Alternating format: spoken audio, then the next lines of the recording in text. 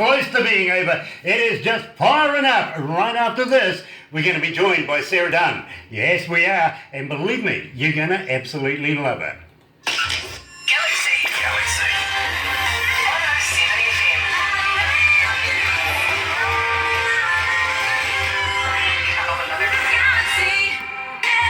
Hey, this is Ben Click, and you're listening to Galaxy 107 FM. Yeah, mate. That's a good idea. Yeah, mate. We can live beside the world-renowned multi-platinum American rockers Everclear are excited to announce their New Zealand tour this October. Everclear will be touring New Zealand celebrating the 20th anniversary of their album, So Much for the Afterglow. Don't miss Everclear live at the Power Station, playing all their hits on October 1st. Tickets available from powerstation.net.nz. First, they conquered Kawerau, New Zealand, reaching out to locals, spreading your business's message. Now, Galaxy FM are taking Kawerau to the world. Galaxy FM have teamed up with online publication Crank It Up magazine, which gives you advertising opportunities not only in Kawerau, New Zealand, but internationally. With over 1 million subscribers, you can now take your message to the world. Contact Terry by emailing info@galaxyfm.co.nz to find out about advertising locally and to the world. More music, more Galaxy. Next. It's 11:03.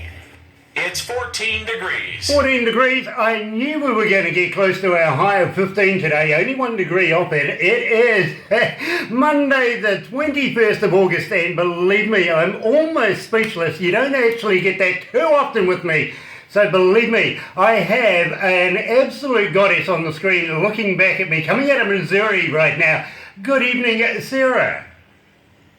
Hi, thank you so much for having me. It is an absolute pleasure to have you, Sarah, and believe me, I want to give a big shout out to the rest of your band that aren't quite with you at the moment. Of course, Sam Fisher, lead guitarist, Teddy Scott, rhythm guitar and banjo, and Jake Lynn, he's your drummer as well. So we'll get that out of the way. I am so grateful and very humble that you take the time out to talk to us here in New Zealand. Thank you so much for hosting me and having me. It's a huge honor.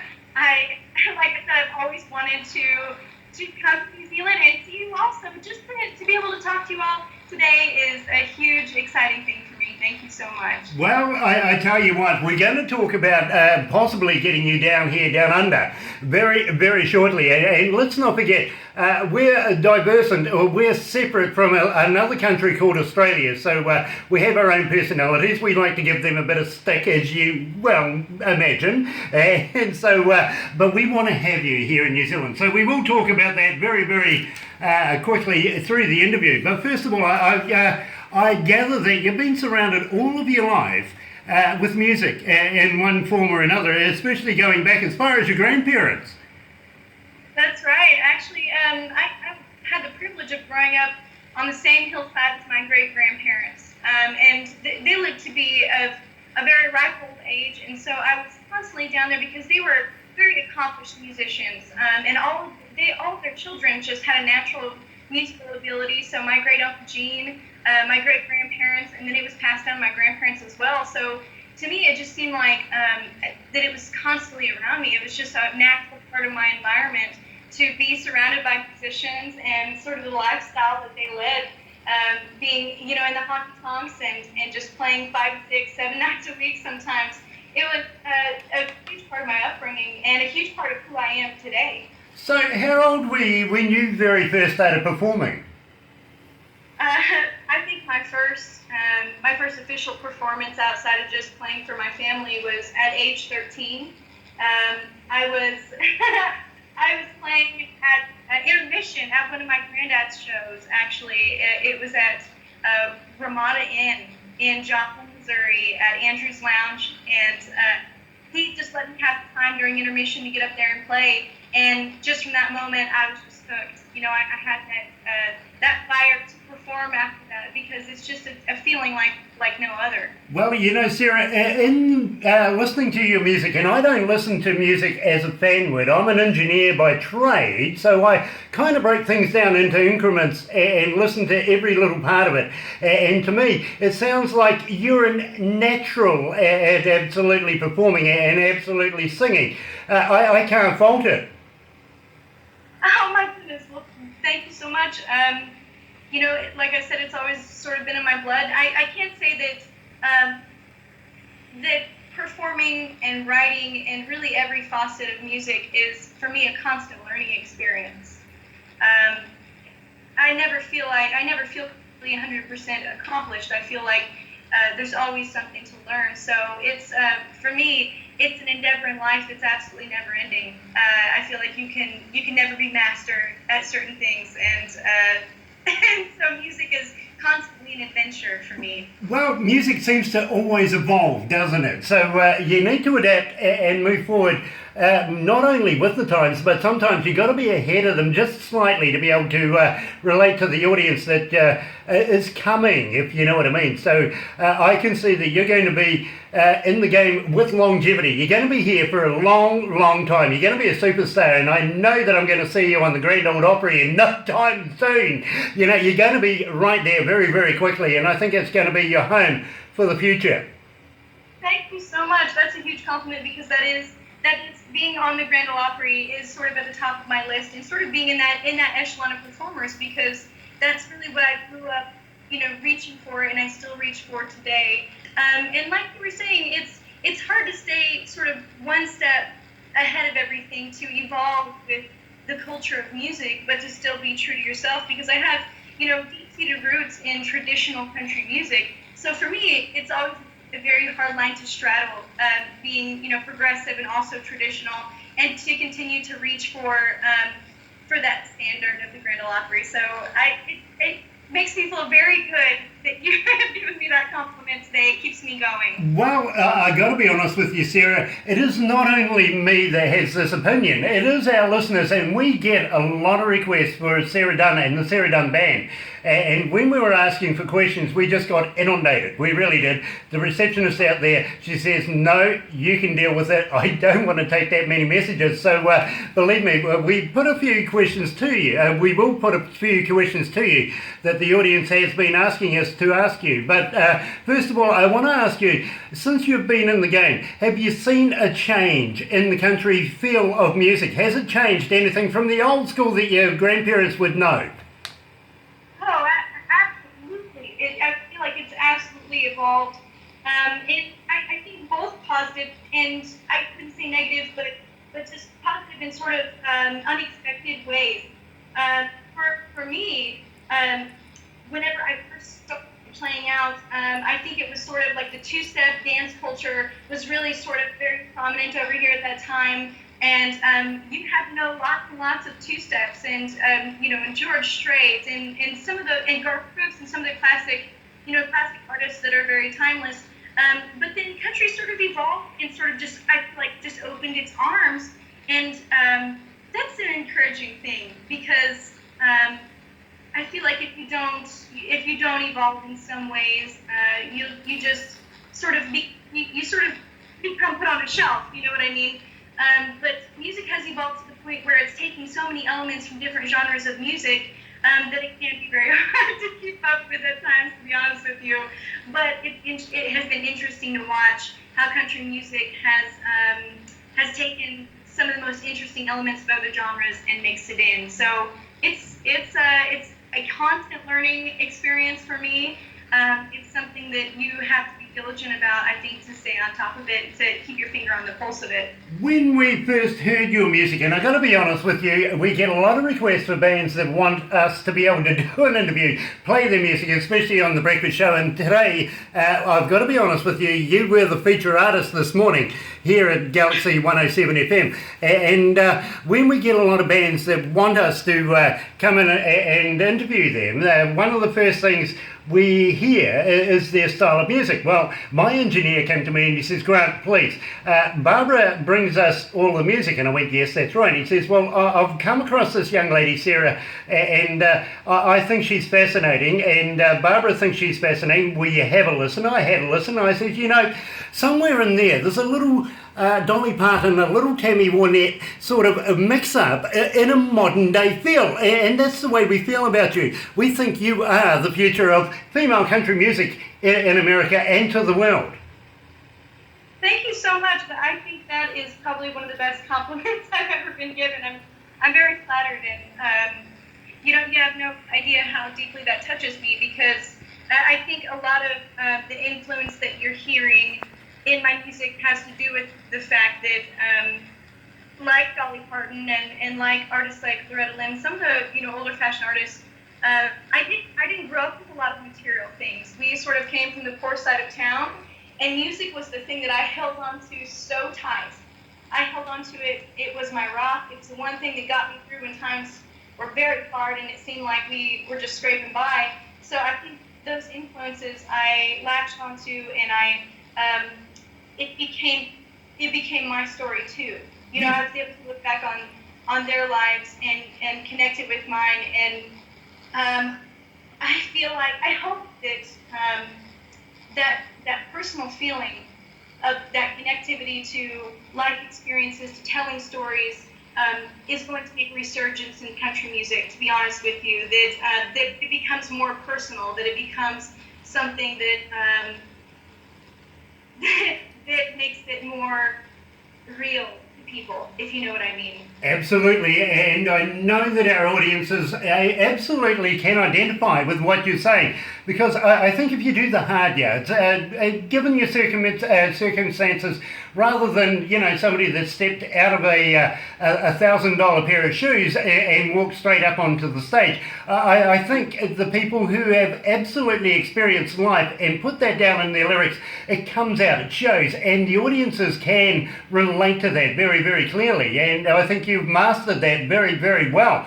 Now, I've also got to ask you, I think it's not going to be too long before the CMAs are picking up on you and awarding you across the board, because I think they're going to be looking at you very, very seriously.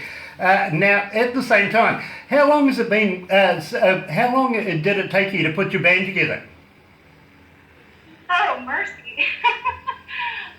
Like I said, I've had my own band, and not all the same members, obviously, throughout the years, because sort of keeping people together and keeping them headed in the same direction can be hard, because people just have their own lives. But I've had my own band since I was 13 years old. I am now 28. So no, you're not that old at all. Honestly, to me, you look like you're only 21. Well, thank you so much. I've had a band for that long, but I think it took me, and I think it was just the last 2 years or so, or even the last year and a half, that I finally found people sort of with the same mindset, and I think that's very important. You can have the best personalities, the best talents in the world, but if you don't have people around you that sort of have the same goals and the same outlooks on where they want to go in their life, it's hard to get that cohesiveness, to get everybody headed in the same direction. So in all of that time since I was 13, it's just been the last year and a half or so that I found people that understand sort of my vision and are willing to believe in my vision. And I wouldn't be anywhere without people who believe in my vision and that have the same experiences and the same drive. So I'm very appreciative. Well, Sarah, I've got to compliment Scene and Teddy and Jake, because I think they do an absolute superb job and compliment your vocals very, very well. But I also take into account, these are people that have lives, they have wives, they have children, and of course there's always that mechanism in the music where you have to go on tour at some stage and you have to leave, the support that the families give all of the band members. I've got to emulate those people, because without those members pushing and supporting the band members themselves, bands and music never would be what it is today, I feel. I think you're absolutely right. all the people behind the scenes. I have been in a situation where there have been husbands or wives or girlfriends or families that obviously have to take precedence because family is important. I know that probably better than most folks, but to find people, not only the players, but also their significant others and the people behind them to believe in them. That is a very special thing. It really is. So I applaud everybody who supports their spouses or their family members' vision because it's huge. You absolutely have nailed it there, to be quite honest with you, because believe me, I think we're very like-minded. Now, Sarah, I really have to ask this question because it is one of your most requested songs here at Galaxy, Backwards Party. How did you come to the lyrics of that? Well, I that song at a time whenever I listen to the radio, as often as I can without being sort of influenced by it, you know what I mean? But every time I would turn on the radio, it would be a man thinking about having a good time. And then the next song would come on, it would be a woman singing a ballad. And there's absolutely nothing wrong with that. I love ballads. But I was thinking, there's some imbalance here.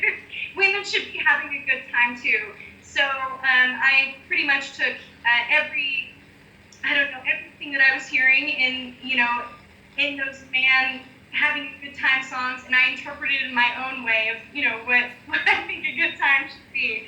And so that's really how Backwards Party came about. I wanted it to be a really upbeat, positive, and happy song you could just jam to.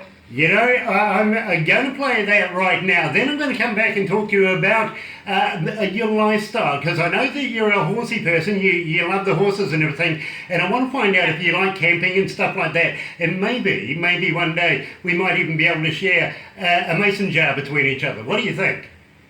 I would love that. All right, so right now, let's play Sarah Dunn and the Sarah Dunn Band. Here's Backwards Party. You're right here at Galaxy.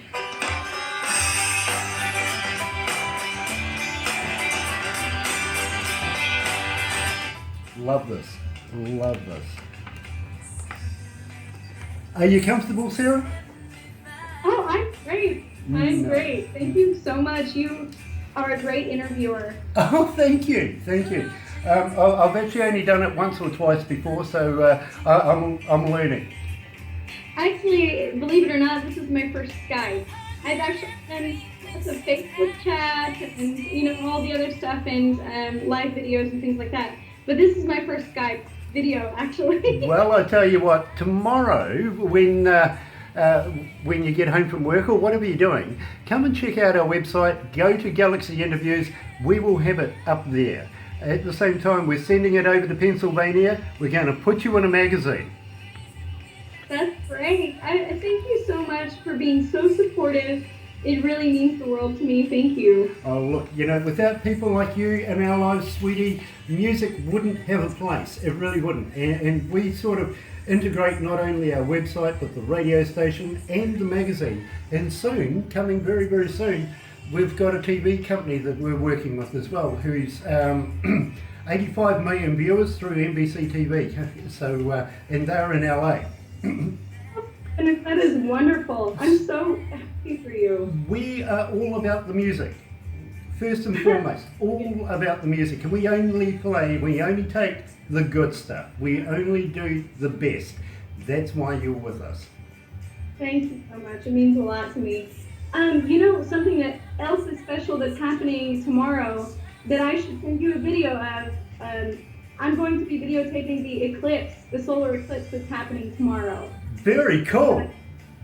I should send you a clip of the solar, because it's going to be, I don't know, in New Zealand there, in proximity where you're going to be at, but here in Missouri, it's in near totality. Okay. So it's not partial, it's a whole eclipse. Nice. Please do that, because we would be very interested. We miss out on all the good stuff down under. That's why we have to bring everybody here, because even though we do get eclipses and stuff like that, we normally, 9 times out of 10, would you believe, it's hidden behind the clouds. right? And hopefully that's not the case tomorrow. I think it's looking pretty good with everything. But if I get a good video, I'd like to send it, and you can say it's just, something special, sending to the fans from Missouri, from Sarah Dunn. Very, very cool, very cool. Well, let's go back to the desk. Okay. What a sweetheart. Oh, I love her.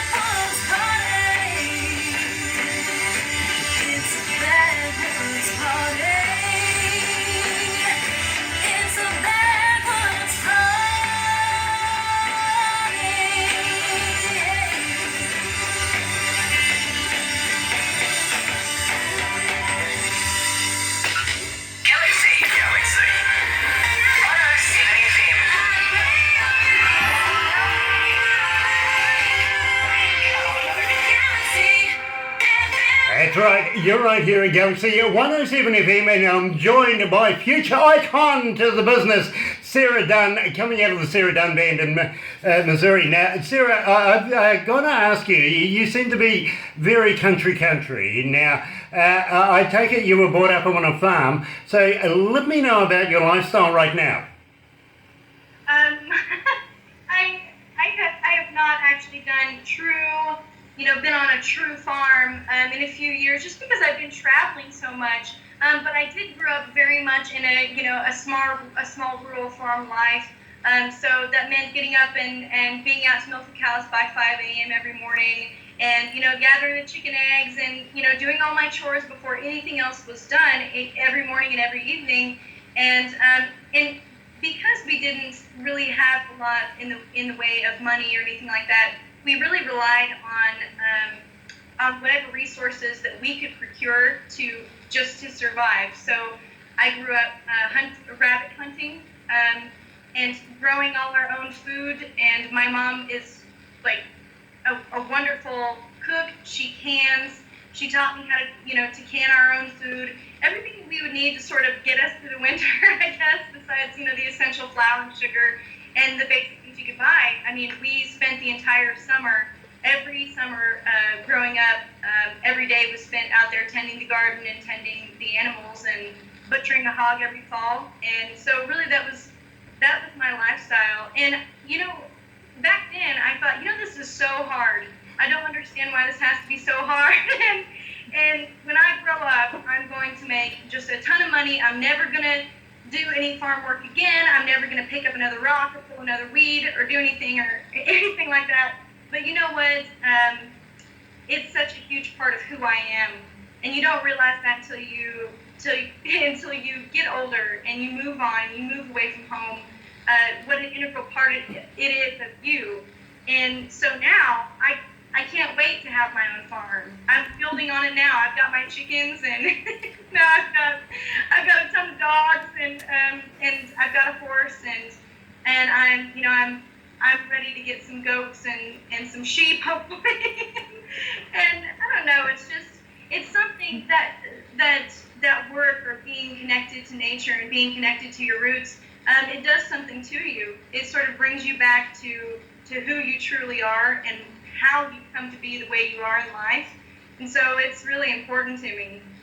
Sarah, those are absolutely wonderful values that have been installed within you from not only your parents, your grandparents, and the generations that have come down to you.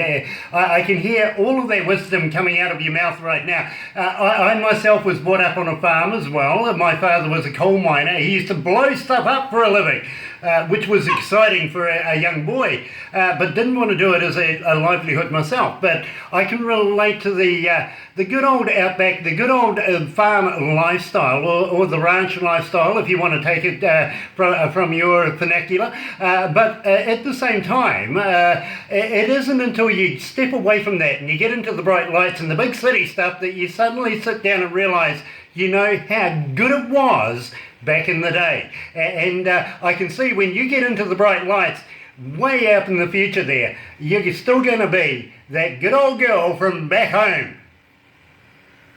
Thank you. You know, you never forget. And I mean, it like I said, it's just a part of you. It's something that is so ingrained that you never forget it. And I think it makes you more grateful for the things that do happen, the things that you've pursued for so long. And when they do come to fruition, I think that it makes you more thankful, and it makes you look back on all of the effort and the time and your own story, and appreciate how many people, number one, were there for you, that taught you all those values, that helped you survive your childhood, basically. And it makes you, number two, just value the change that's happened, and the accomplishments that you're able to do, and the obstacles you're able to overcome. Those things are, if I told my mama, I said, just out. I'm sorry. I'm sorry, Sarah. You just dropped out there just momentarily. Could you just repeat that last little bit, please? I said I told my mama that a while back. I said, if I ever get too big for my britches, if I ever get too big of a head, then you just need to call me down off the mount. Don't let me get to the point where I've forgotten, why I'm in this, and don't let me forget who I am. Sarah, I don't think that could ever be, by the way you're talking to me right now, I really don't think you would ever forget your roots. And in fact, I think you're going to revert back to your roots in your music time and time and time again, because I think there is an absolute, how do I put this? I think it's part of you. I really, really do. And I think that you need to express that out to the audiences around the world, which is over 5.5 million people right now. So believe me, I think they can relate to you very, very well. Now, I've also very, very quickly got to thank Steve Baker, because he's put us onto you, and he's a very, very big fan of yours, and has asked us, please say hi to Sarah for me. So there you go, Steve, I've done that. And believe me, I think he's a wonderful man to have pushing your career as much as possible in the background as well. I want to give a big shout out to Steve, because he is one of the hardest working and just unassuming people that I've ever met. I know that he believes in me, and I'm so thankful to have him on our team, to just know him as a person. He's just a nice person. So I want to give a big shout out to him and thank him for everything he's doing, because without him, I feel like I wouldn't have made the connections that I've made in talking to you folks, and talking to all kinds of people that I wouldn't have had the pleasure of knowing otherwise. Well, he said to me personally, he says, Grant, I'm very excited about Sarah. Please put her in there. Let's have an interview and so forth. We are here doing this. So I got to thank you as well, Steve, for all of your encouragements as far as Sarah Dunn goes and the Sarah Dunn Band. Now, I've got to ask you very, very quickly, Sing Me Back to Dixie. How did you come to the lyrics? Where did you record it? And who was your producer? Oh, my goodness. It's been a while since I've been asked about that song, actually. I've written so many in the meantime, but I just brought back, when you asked me about that, just a fresh surge of emotion, because I remember when I wrote that song, I had pretty recently moved away from home. I'd moved away from the farm, and I moved to a town, not necessarily a great big city like New York or anything like that, but a fairly large town. And it was such a culture shock.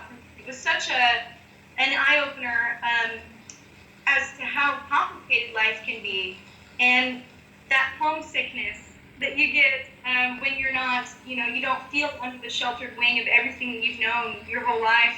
It was hitting me really hard at that time when I wrote that song, and I wrote that just in a moment of wanting to be back where I knew everything, where everything seemed familiar, and time seemed to sort of stand still. So Sing Me Back to Dixie is a very personal tune for me, actually, and it was one of the first songs that I recorded the first time I went down to Nashville. It was CTN Studios. They were the producers on that, and I had some really great musicians. The fiddle part on it. I had written a fiddle part for it and did some playing on the initial track, and then I had a guy come in. His name is Glenn Duncan, and he's played on every album I've done. On every song that I needed an extra fiddle on, he is the man that I called because he is one of the most soulful players. So when you hear some of those really haunting fiddle parts in there, you can account that to Glenn Duncan. Well, so the people that's really behind that. You know, Sarah, I am so pleased that you didn't fold up bags and go running straight back home, and that you found the character that you are and the courage that you have to be able to follow your career to this point. And believe me, it really does show. And our audiences have been asking for this song for some time now, to be quite honest. We've been playing it for a little while, and we don't go a day without at least somebody emailing us or ringing us saying, can you please play Sarah Dunn Singing Me Back to Dixie? So let's, without further ado, let's get it underway here at Galaxy 107 FM.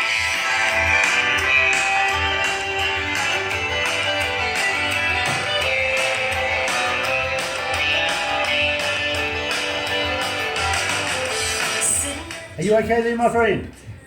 Yes, I'm great. That is, oh my gosh, that's so surprising. Just because I haven't thought of that song in a while, and that one was a really personal one to me. So it makes me feel very good that people request it, that they can find that connection in it. That's cool. Well, we found about a half a dozen songs that we wanted to use, and what we've decided to do is we decided to run with the most requested songs. And I've got to be honest with you, Wild Heart is next.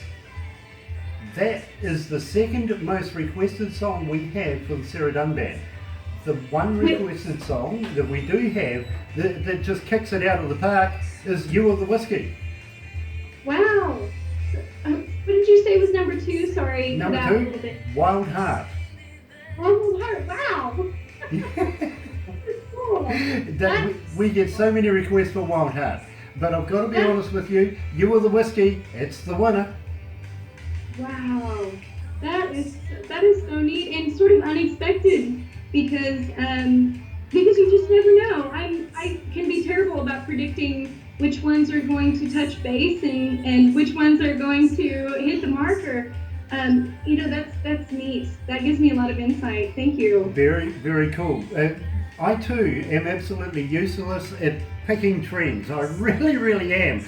That's why I have a crew of trusted friends with me and workers. Believe me, they are far more onto it than me.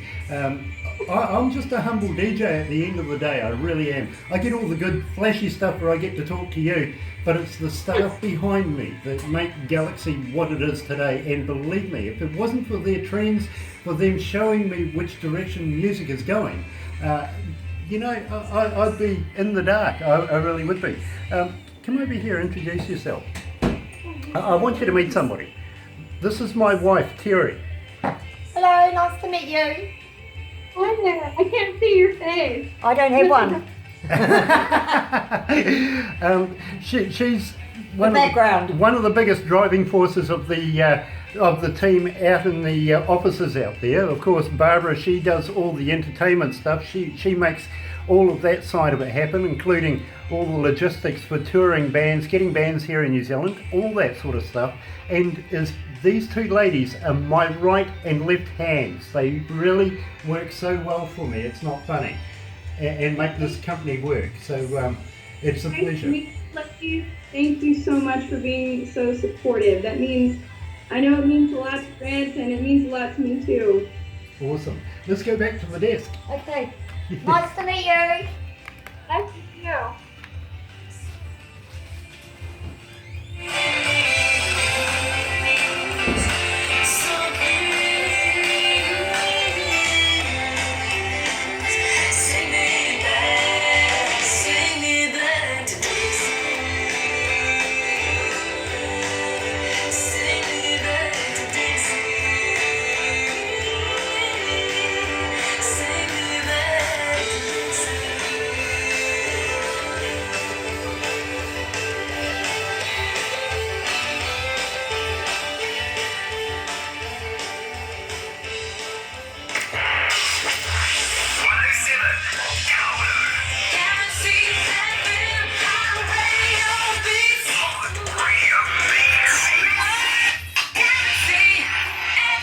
That's right. You're right here at Galaxy 107 FM. I'm sorry, Sarah. Somebody's poking faces at me right now.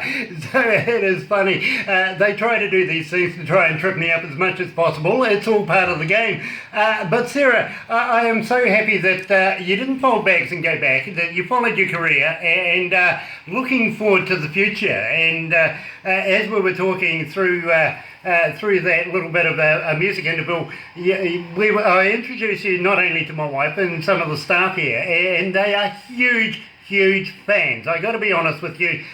We really do love your music, and we want to be able to express to you, please, don't fix it, keep playing it. Thank you so much. I can how I mean,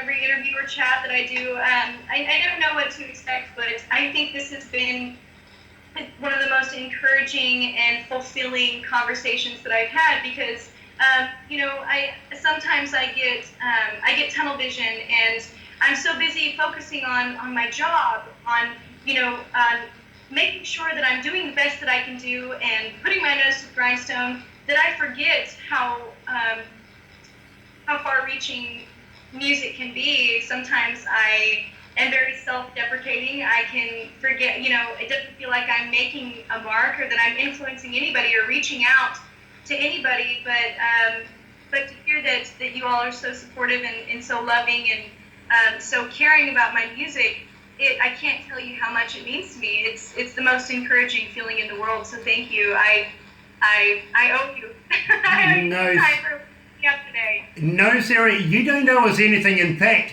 it is backwards to you because, believe me, we want to be able to express to you how much we absolutely love your work and everything you're doing at the moment. And we want to be able to see you one day at the Grammys picking up a Grammy Award, and you'll go, honestly, there was a guy down in New Zealand, an ugly old fella down there. He said to me I was going to get a Grammy one day. When you do, just remember that.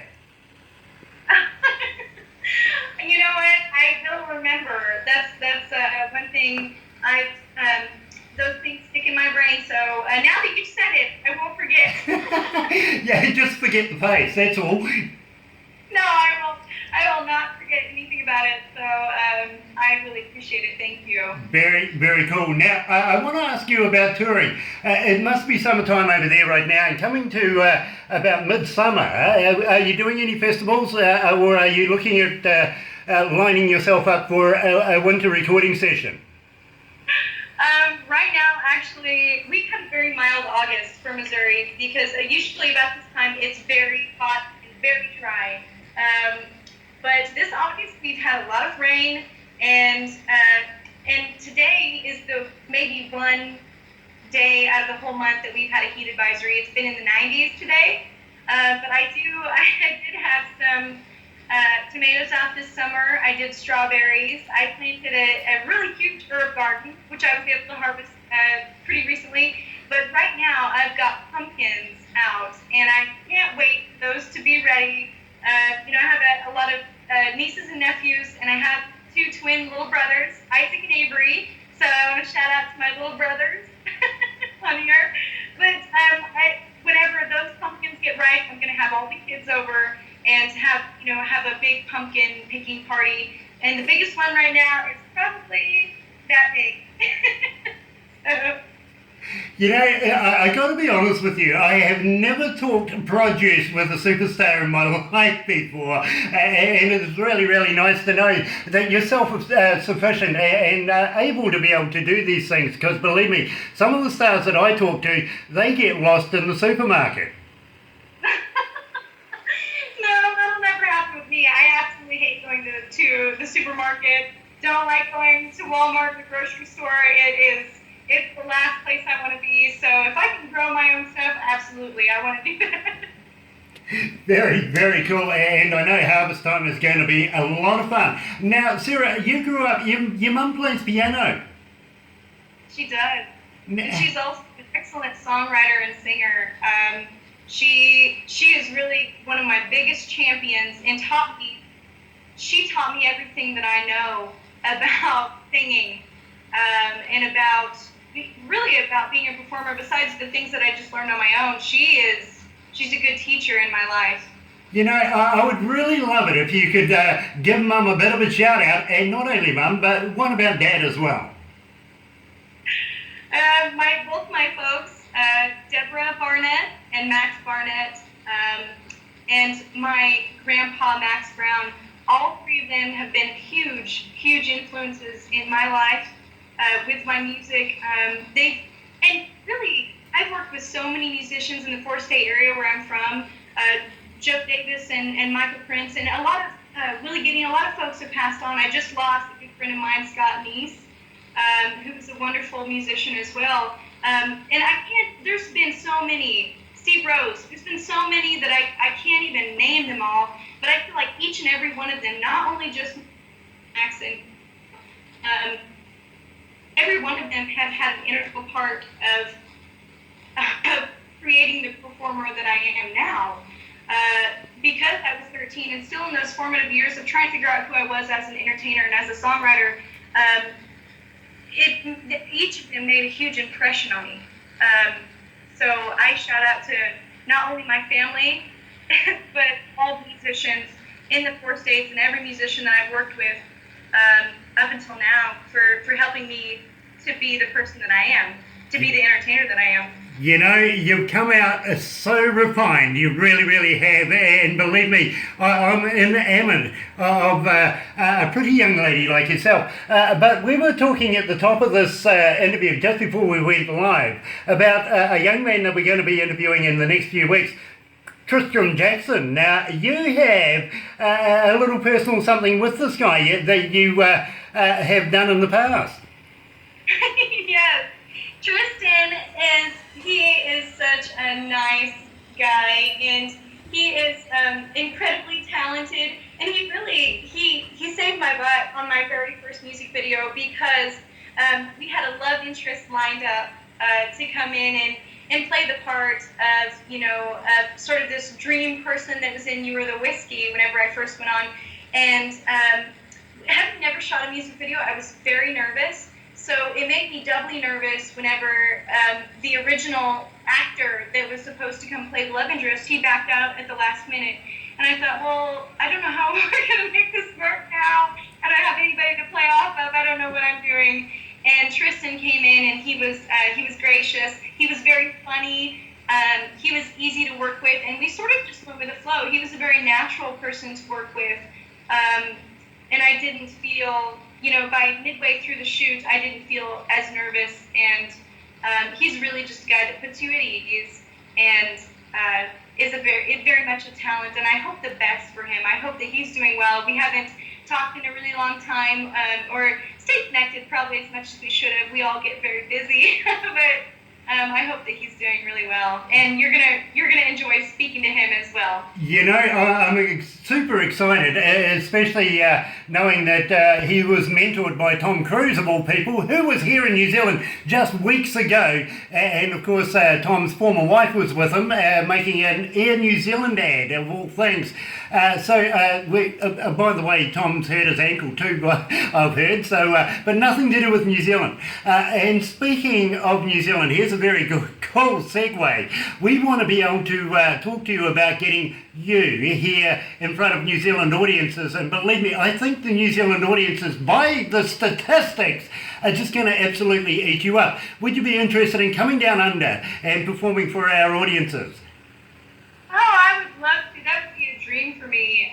Like I was telling you before, I just joined the Ford Music family, and so they're really supportive of country artists and everything that we're doing right now. So I was really honored to join their family. And one of the big questions that they asked me during a live interview is if you could go anywhere, anywhere in the world, where would you like to go? And I said, without hesitation, I said, New Zealand. I want to go to New Zealand. Not only because the pictures look beautiful, because just everybody seems so welcoming and so warm, and I would really love to be a part of that, to come over and talk to everybody. So it would be a dream for me to do that. Well, let me tell you, Sarah, we would love to have you here in New Zealand, and you're quite right. We are very warm, very open-hearted people, and we have somewhat of a sense of humour as well from time to time.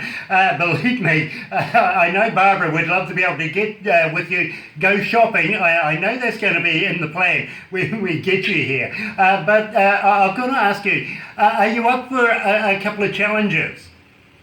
Sure, I'm always up for a challenge. Okay. Well, have you ever heard of a creature called a hoo-hoo grub? I don't think so, but I'm interested to know what this is. Okay, let me tell you, it's a very oversized caterpillar. A caterpillar? Yeah, it is huge. It really is. It's about so big. It's white with a black head. Now, what you do with this is you put the body in your mouth and you bite off the head, and it tastes like creamy peanut butter. You know what? I would be so down to give that a try. Thing that I can try like that, I love food, so that caterpillar just better watch out. I love it. I absolutely love it, because a lot of people go, oh no, I'm not trying that. But believe me, the indigenous Maori of New Zealand, they do eat it and have lived on it over the many, many centuries that they've lived here in New Zealand. Land of the long white cloud, Aotearoa is what we're called here in New Zealand. And we as people are known as Kiwis. Because that's our indigenous bird. That's what we take our symbol from, is the little kiwi. It's a flightless bird with a big long nose, like me. Yeah. I have heard of kiwis. I don't believe I've ever seen one, but I would like to see one. I tell you what, Google one, you'll find it is absolutely hilarious. But it is our national emblem, if you know what I mean. Much like the bald eagle is the American emblem, we have